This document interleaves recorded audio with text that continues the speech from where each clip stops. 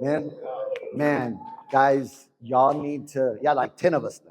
Actually, it was about 20, right? We had about 20. It was incredible, man. Man, I can't say enough about when men gather, there is power. There really is power because God shows himself. God shows himself to the men because those men later go on to their homes and they lead. And so I just wanted to say thank you to Fabian for doing that. Thank you for Mario for leading. It was amazing. And so I had a whole message. I had an entire message ready. I'm like, I'm ready to go. I'm prepared. I'm usually a very prepared person. And then I had to rewrite it all because God kind of messed me up in it. I'm like, oh man, so I'm over here redoing my message, sending Tanya my message, I think at 10 at night, last night. I was like, okay, I'm so sorry, but I had to rewrite it because I felt like God was taking us to a different place. So today we're going to be going through Psalm 8, and we're going to be going through 9 verses. And the first thing that I just want to say is when we're setting the scene, you have David, right? And this is David. Either he at this point, we're not 100% sure. It's like one of those, but we know that when he writes this psalm, he's either in the fields as a shepherd boy, or he is reflecting on his time when he was a shepherd. So he's out there with the flock. He's observing the creation of God. So let's go ahead and start. This psalm starts with worship. O Lord, our Lord, how majestic is your name in all the earth. You have set your glory above the heavens. The first point I want to make sure we understand is that God is majestic. Okay.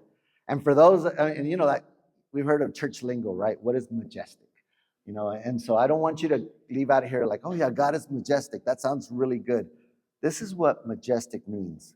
It says that it means that he is great. It means that he is powerful. And that thinking of him should invoke feelings of wonder and reverence, and that God's presence fills the earth. How many of y'all have been to the Grand Canyon? How many of y'all? Okay. If you haven't been to the Grand Canyon, you need to go to the Grand Canyon. You need to go once to the Grand Canyon because for so many years, I would see people paint pictures of the Grand Canyon. And I'm like, oh, wow, that's cool. But, why do people go paint the Grand Canyon? I never understood it. They go and paint the Grand Canyon.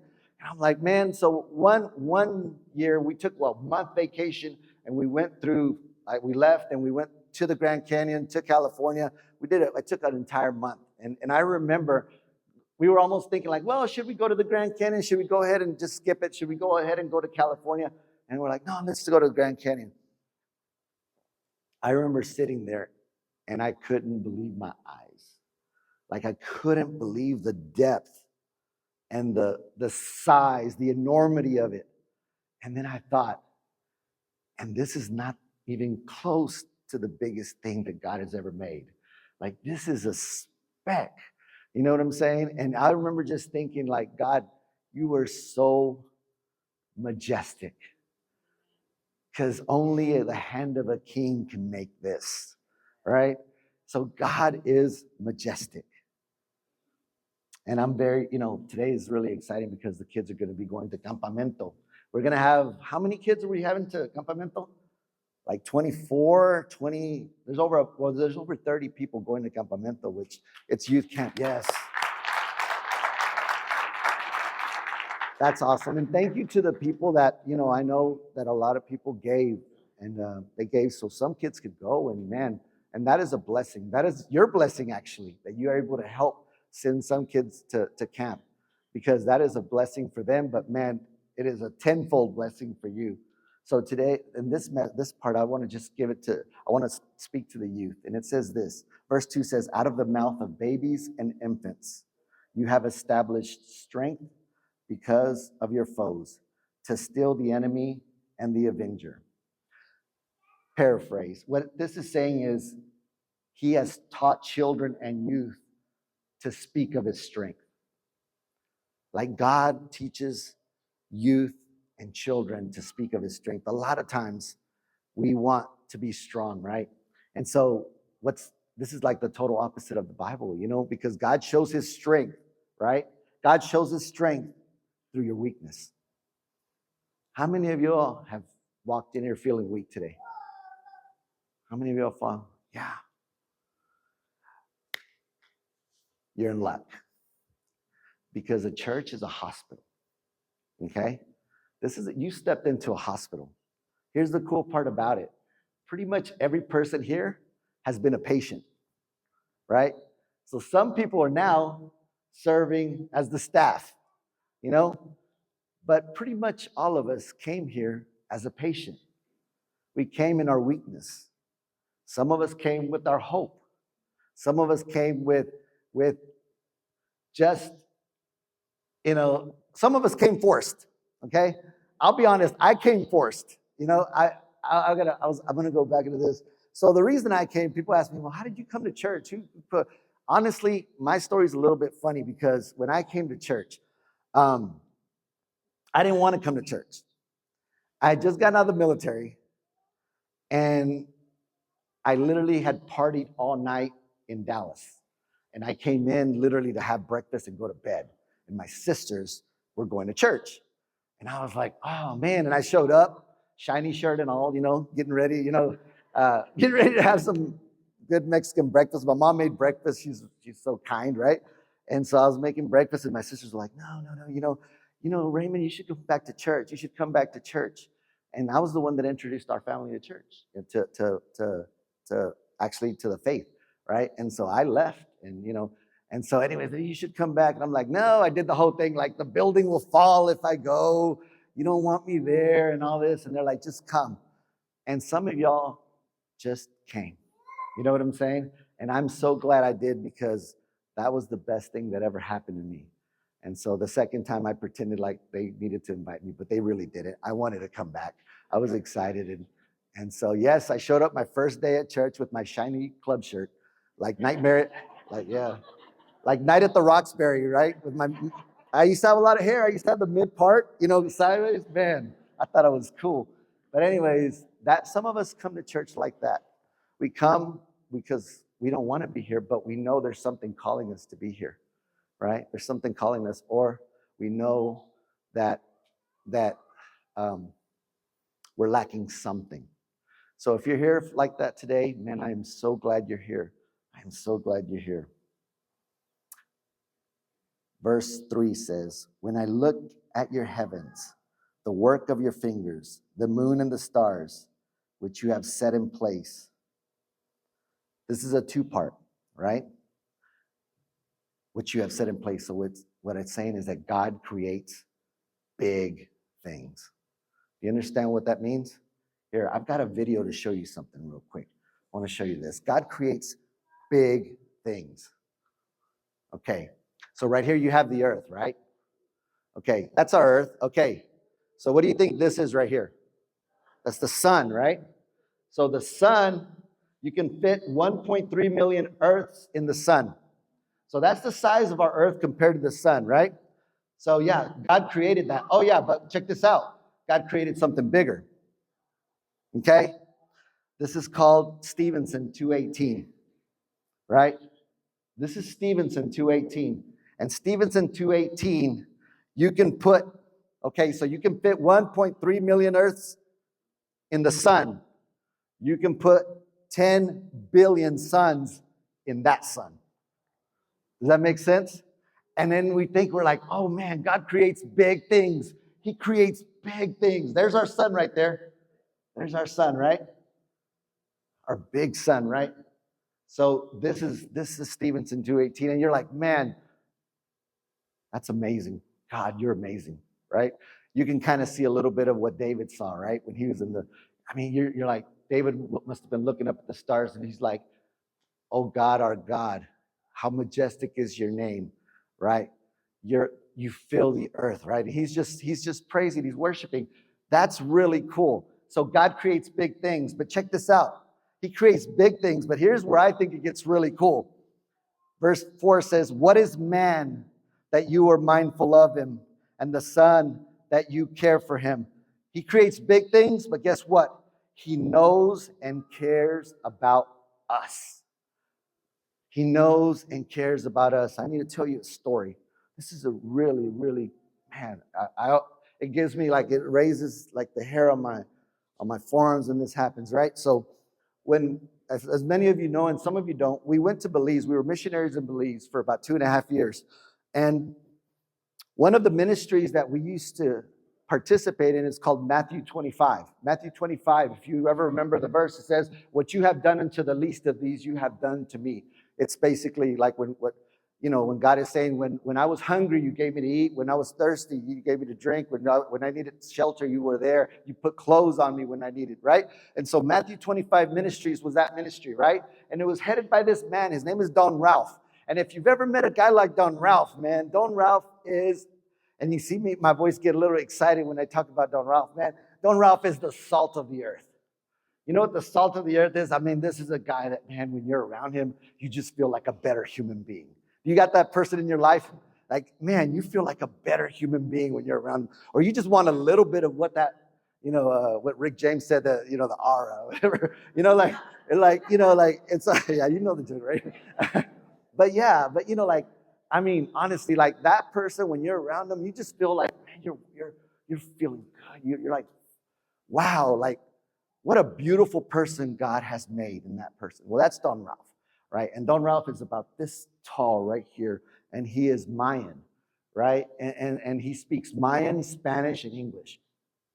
And anyways, he's the head, well, he's the operations, he's like the guy that's the operations manager of Matthew 25. And Matthew 25, the ministry was this.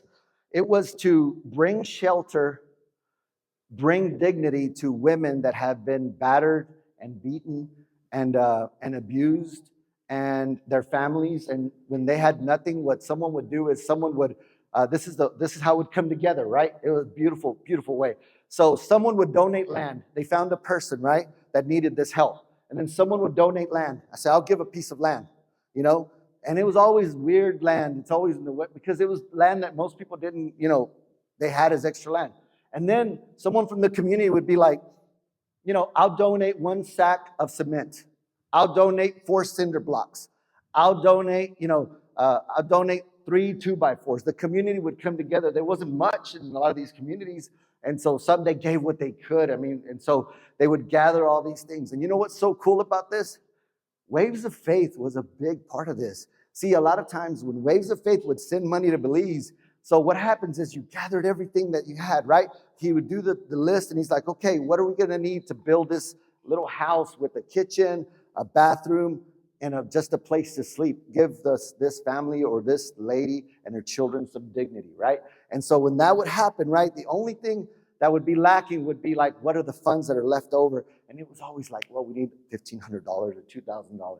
And Waves of Faith was part of that. You gotta even know it. When you're giving the Waves of Faith, you're like, your money went way across during that time. So check out this story. So anyways, we were working on this, and this time, this usually it's an adult that comes and asks for help, right?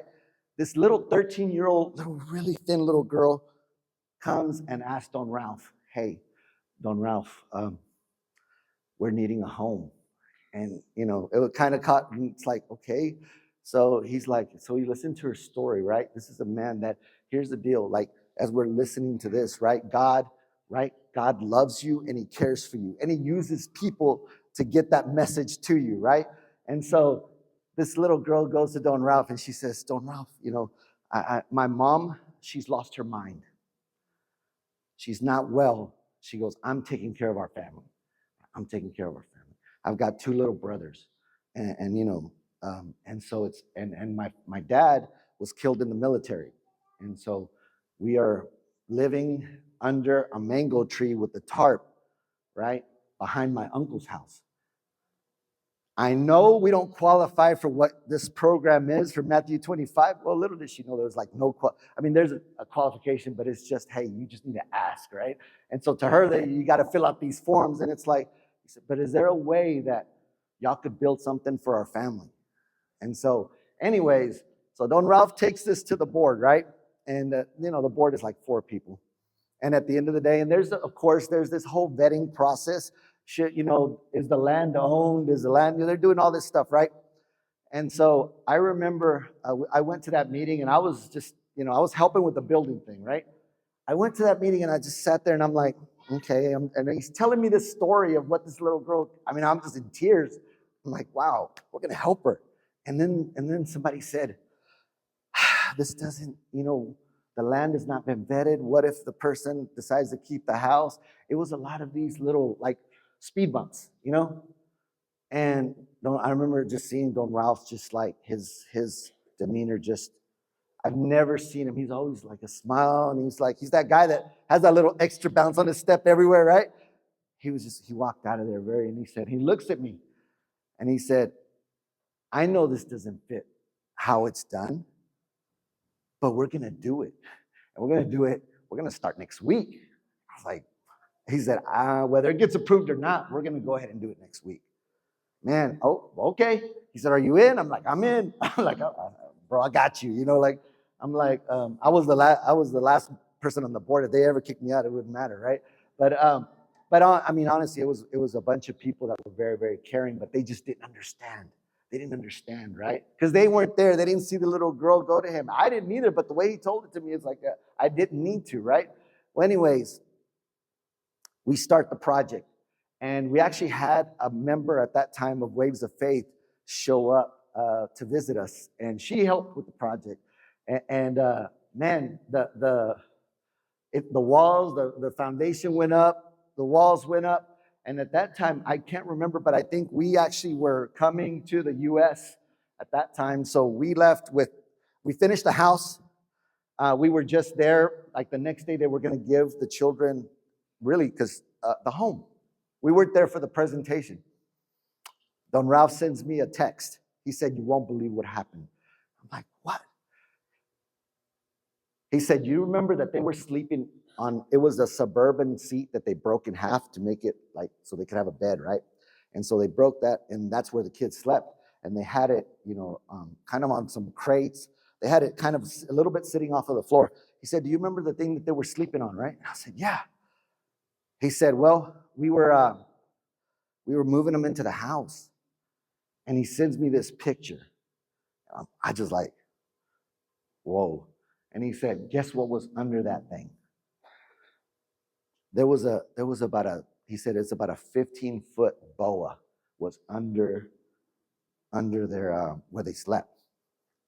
Like a 15-foot boa.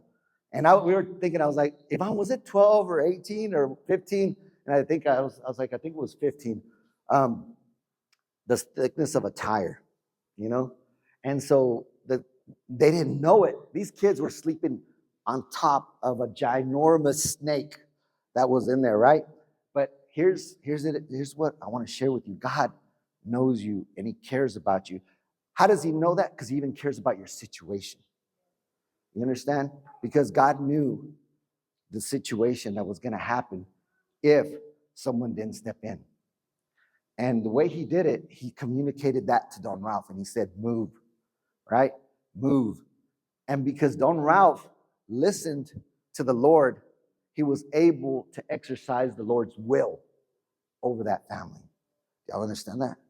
Man, see, a lot of times we think, man, the world is a fallen world. What do we do? What do we do? Well, God put you there because God cares for this world.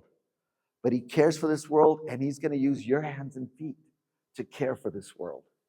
You understand? And so, man, I remember like seeing that picture. And so when they moved it, they literally, and the kids had said, man, you know what? We didn't understand what was happening. At night, we would feel something move. And they used to sell rabbits at the market. So they had rabbits and they would go sell them at the market, and they noticed that the rabbits were disappearing. So this boa was eating their rabbits, at night, and then going right back to sleep under them. And so I'm like, man. And so I was thinking, and Don Ralph is like, in fact, the kids at one point decided they were going to stop selling rabbits because they were losing all their rabbits. You know what I'm saying? And I was thinking, man, what would have happened if they would have run out of rabbits? Like honestly, what would have happened? But see, before they ran out of rabbits, God moved Don Ralph to make sure that they had a place where they could be safe and they could live. So whatever was going to happen never happened, because God cares and loves his children. What you have done unto the least of these, you did to me. Matthew 25. Verse 5 says, yet you have made him a little lower than the heavenly beings and crowned him with glory and honor. God made us to live with honor and with him. How many of y'all believe that? How many of you? Okay. Some people here show up, like I said, they show up with shame. I've talked with people that have shown up. I said, what brought you to Waves? I remember this guy one time said, shame. Shame brought me here. I was like, shame? What's his last name? I was like, shame. And he's like, no, man, shame. He said, I'm ashamed of who I am. I'm ashamed of what I've done with my life. I'm ashamed. I think my children are ashamed of me. And I was like, I looked at him and I was like, I hope that when you walk out of here, you don't walk out of here with shame, but you walk out with hope. Because shame is not something that you were supposed to live with. You're supposed to be living with hope. And here's the deal. God wants you to live in honor. God wants you to live in honor. He made us to live with honor, and he made us to live with him. So here's the gist of it. So how do you live with honor? That makes no sense, Raven. I'm all of a sudden going to live with honor, right?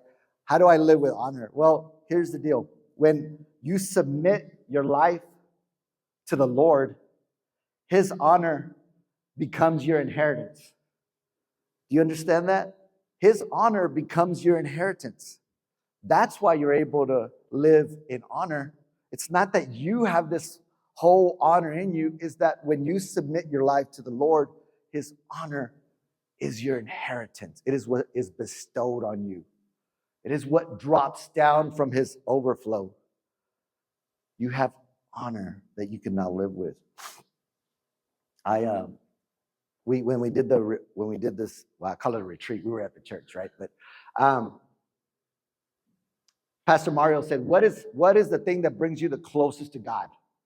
That was one of our questions. What is the thing that brings you the closest to God? And I've got two of them. The first one is this. And I gave, and I remember he said, don't give a church answer. Like, what is it? Is it fishing? Is it fishing? What is it? Is it running? Is it fishing? I don't need a church answer. And because at first it's like, well, when I'm in worship and all that, and I'm not saying that's not. What I'm saying is, what is the thing that brings you like the closest, where you just feel the closest to God? And I remember thinking it was like, well, when my children get it, right? When my children get it, I'm like, wow, that's what brings me close to God, because I see it, right? And right now, my daughter, my oldest daughter, that girl is in Alaska right now. That girl is in Alaska, and I'm like, man, that girl did not spend the summer with us. She left us the whole summer. She got out of school, stayed with us a week, and took off to Alaska. She's a missions trip leader in Alaska. And she'll be back for probably this next couple of weeks, and then she's headed back to Alaska. Then she'll spend a week with us, and then she's back to school. And I was telling somebody, man, I said, that girl did not want to spend the summer with us. And then that person just looks at me real nonchalantly and goes, well, you taught her. I was like, well, tú le enseñaste, that's like, and I was like, man, but it's because she gets it. She knows there's a greater purpose. She knows there's so much to do. There's so much work. There's so many people that are lost, right? There's so many people that need the Lord, right? There's so many people that don't understand grace, right? Look, I'll be honest, in the Mexican culture, it is hard. Grace is not something that's really taught. You know what I'm saying? You get what you pay for. You know what I'm saying? I mean, that's a product of what you did. And it's like everything is a result of that. Guys, God has amazing grace to bestow on your life. He has amazing grace that he wants to just usher into your life. He wants you to live with honor and with hope and with purpose. Verse 6 says, you have given him dominion over the works of your hands. You have put all things under his feet, all sheep and oxen, and also the beasts of the field, the birds of the heavens and the fish of the sea. Whatever passes along the paths of the sea, God has made us in his image with authority over creation. Do you believe you're made in God's image? See, a lot of us don't believe that. We say it. Yeah, I know. God made us in his image. But when you look in the mirror, you don't really believe it. Because you're looking at this. You're just looking at what this is. When God says he made you in his image, in his likeness, he's saying he put a soul in you that calls unto him because it's from him. He made you in his image.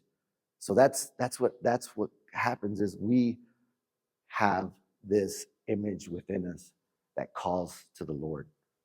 And some people say, oh, well, that's my intuition. That's like, no, it is something in your body that knows that you need something, and it only surrenders to the Lord. And because when you surrender to the Lord, you start becoming a different person, right?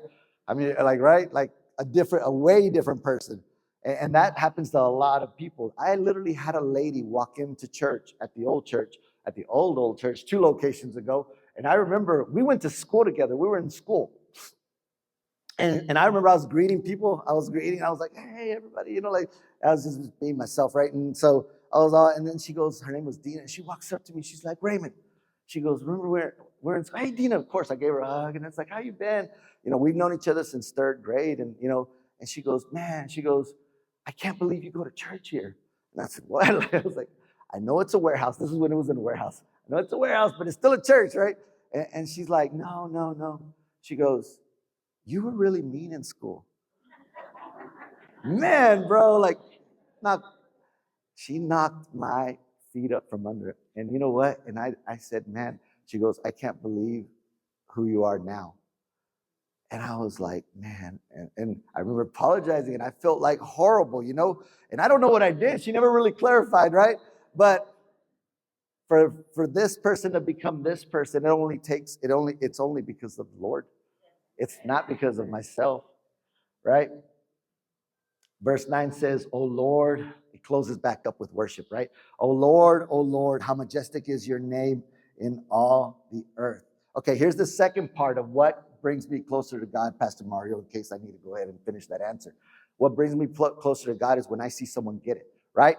Here's the other part. What brings me closer to God is when I see the internal change that becomes a proclamation. You know what I'm saying? Like, so when someone changes internally, that's awesome. Great for you. Maybe great for your family.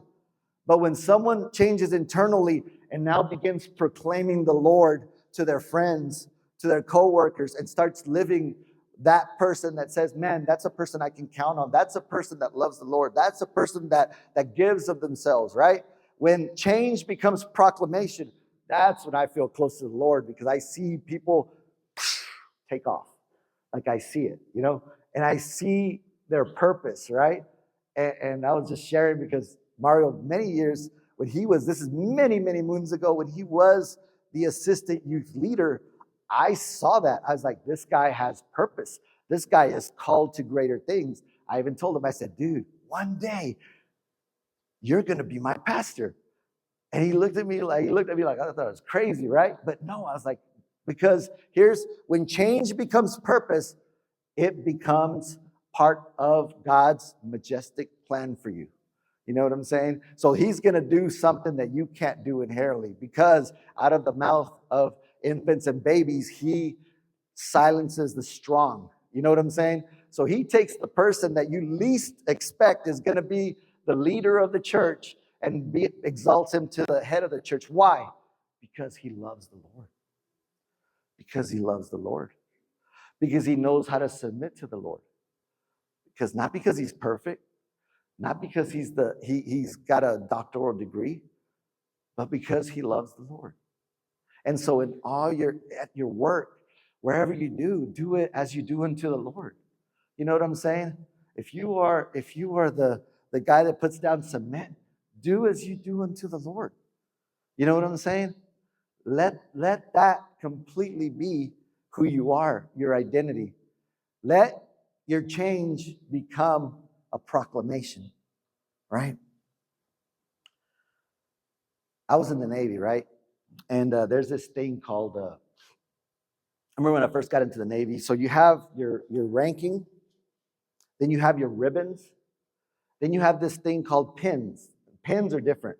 So a pin, there was this pin that I thought was so cool, and it was a ship right? And it's got these waves, and it's got two swords crossing, right? And it's called an enlisted surfer warfare specialist pin, right? And I noticed that usually, like, people that were high ranking had these pins. I never really saw like an E3. I never saw an E3 have a pin, actually. It was an E4, rare. An E5, sometimes.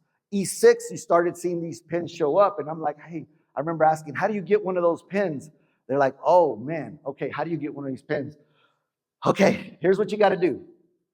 You're basically going to study the ship. You're going to have to know how the navigation works. You're going to have to learn how damage control works, firefighting. You're going to have to know how engineering works, propulsion, how it moves, right? Combat systems, weapon systems, communications, security, warfare doctrine. You're going to have to become an expert in all these things, and now you can become an enlisted surface warfare specialist. Enlisted surface warfare specialist. It's a long word, right? And that test is even harder than that. So here's what you're going to do. You're going to take a written test on all these disciplines. First of all, you're going to have to sit and do this. By the way, to get this pin, you're going to have to stay after work and go to these departments and learn their jobs. Learn it like they know it. Okay? And after that, what you're going to do is you're going to gather that. You're going to take a written test on all these things. At that time, it was like 200 questions, right? And you're going to have to score an 80% on that, right? Once you pass the written test, now you're going to stand before an oral board of the highest ranking people in each department, and they're going to give you questions. They're going to shoot questions at you. And I'm talking like, if I'm an air bubble and I start on this side of the ship, how do I wind up at the back of the ship? If I came in through this port, and you have to walk it through. And it was like, I remember this is the hardest test I've ever taken in my life, right? And so they do an oral board, and they'll decide if you actually know enough to pass. You can give all the right answers and still not know enough, because if they feel you don't understand it, there's no way to kind of like, it's not something you can just spit out. They're going to ask you a question deeper than that. And why? They ask you the and why questions, right? And so, man, I remember, and they're all chief petty officers, right? E9s, E8, these are all high E7s. Then you stand before the captain. Now he gives you another whole round of questions. So these are all these steps, right, to become an enlisted surface warfare specialist, right? And so I remember I was like, man, but I wanted it. Because I was in E3 at the time. I never saw an E3 have it. And I'm like, I want to do that, And I remember staying late, and all my friends would be like, man, what are you doing, bro? You're not even going to stay in the Navy. Why are you even doing this? And I'm like, man, I think I want to do this. It's just something that I want, right? And I remember finally doing that and achieving it and getting that pin. And of course, because it's something that you put close to your heart, right? David, in this psalm, he's known as a man after God's own heart, right? And you know what they do with that pin? They put that pin on you and they punch it into you. This is the old school Navy, right? So, I remember like you would have these holes because it was like, because they're like, this is going to be close to your heart. And so that pin is pinned on you, literally. And I remember just being so grateful. And I remember having all this knowledge and knowing what to do with it, right? Here's the thing. These Psalms are amazing that we're doing this study. Thank you, Mario, for doing this, because check this out. The Psalms are so important because I learned this from a Mennonite teacher. The Psalms are so important because when you speak a psalm, if you ever are by yourself and you don't have a singing voice, I don't have a singing voice, my wife does. But if you speak these psalms to the Lord hears these psalms, and it reminds him of his promises back to you, and therefore ushers his power in his words back into your life. You understand that? So when you speak his words back to him, it reminds him, and it brings him to a point of ushering his power back in those words back in your life. That's why we don't whisper psalms. That's why you don't do them in your head. When you read the Psalms, speak them. Remind the Lord of who he is. Remind the Lord of what he's done. Remind the Lord of who you are, and remind the Lord that what he has promised. Because this is what he wants. He wants that relationship. He wants you to be a person after his heart. David, right? There's two people that I love to talk about. Peter and David. Peter was, of course, we always talk about Peter. You know, he's that hardcore, I'll do anything, God. I don't know you, right? like, right? I love Peter because it's like, dude, he's like, you just don't know what Peter showed up that time, right? You're like, oh man, he's the one that's ready to cut someone's ear. He's going to defend the Lord. Or a little girl says, hey, you're the one that followed Jesus. He's like, no, I didn't. I don't know him. I don't know him. I don't know him, right? He goes from being the brave man to the coward in 1 second, right? You don't know it. And that's Peter. I love his story because he's willing to try, right? We always talk about, oh, well, Peter, he lost faith because he fell in the water, right? He fell in the water. He's the only one that stepped out of the boat. Think about it. All the other ones stepped in. Like, he at least took a shot, right? He took a shot. He fell, but he took a shot, right? David, man, I love David because David knew he was called even before anybody thought he was. He's the runt of the family, right? He's the runt of the family. He's like, no, man, you know, like when it's time to present your sons, Jesse presented all his sons. Where's David, man? He's up there. With the flocks. He's tending to the sheep, to the goats, right? That's David, right? He's a man after God's own heart because he knows how to understand how to hear the Lord. The understanding of knowing how to listen to the Lord. So in this thing that the men did, right, there was an exercise on listening to the Lord. So what we did is they did. I was one of the people that it happened to. They put this bandana, right? You know, and then they folded it and they made sure you couldn't see, right?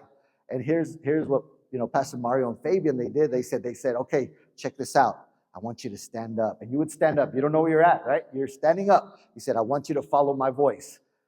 Come on, follow my voice. You're going to keep following my voice. You're going to keep following my voice. Do you know when the Lord is speaking to you? When the Lord says, son, I want you to follow my voice. Right? And he said, what we want to show you here is that you need to be able to listen to the voice of the Lord. You need to know what he sounds like. And when we say, oh, well, what does he sound like? The way you know the voice of the Lord is because you're with him, right? You're in his word, right? You're in prayer, right? You spend time alone. You spend time in solitude. How many of y'all haven't spent time in solitude with the Lord in a long time? Guys, it's time. Because what they did is they said, hey, and then here's the deal. They even changed it up. Then they stopped talking. And then they said, I want you to hear my footsteps. And now, mind you, we're somewhere in the church somewhere, and I'm just listening. I'm like, okay, where's this tapping coming from, right? Because sometimes it is hard to listen to the voice of the Lord. Sometimes it's like a tap. And sometimes it's like a tap. And this is cool. And Mario was the one that guided me in. And so Mario knows me really well, right? So here's the deal. I've had back issues for a long time. And I told him this. I said, this is really cool. This is what I take from this. The Lord knows us so well. He knows that he speaks to us in a voice that we can hear, right? You know when the Lord is speaking to you, right? And so, but he knows you so well. So he knows what you're going through. So Mario knew. So some of the men, he would take them to somewhere, right? And he said they would stand in a corner. Some of them, he would at the end of their spot, he would set them. And he said, I want you to kneel here. Some people, he took me and he sat me somewhere in one of these chairs. I don't remember where. Because he didn't even let me see where I was at. So I wound up sitting in a chair. See, I have a bad back. And I know that he knows that he couldn't really put me in a kneeling position and he couldn't put me in a standing position for that long of a time. Because he knows me. And he took that into consideration. And to the umpteenth degree, the Lord knows you even more. So he knows what you struggle with. And he knows how he's going to walk you from point A to point B to point C to point D to the point where you are now at the point of proclamation. The only question is, when are you ready to take a step? That's your question. Because the Lord has been waiting and the Lord has been calling. The Lord has been waiting and the Lord has been calling. Now the question is, when are you ready to take that step, listen to the Lord, and move forward? That's your question. At Waves of Faith, we do not want you to be church attenders here. That is not our goal. Our goal, a lot of churches, the goal is, how can we fill these seats? That's not our goal. Our goal here is, how many people can we send out? How many people can we send out? How many people are ready to help to be that voice of the Lord in their families, in their schools, in their work? Because it's not about filling a church. It's about the Lord filling the world with his glory. And y'all being the hands and feet to bring that to a visual presentation of it.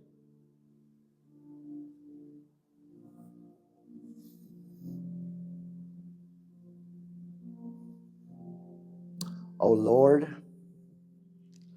Lord, how majestic is your name in all the earth. Amen.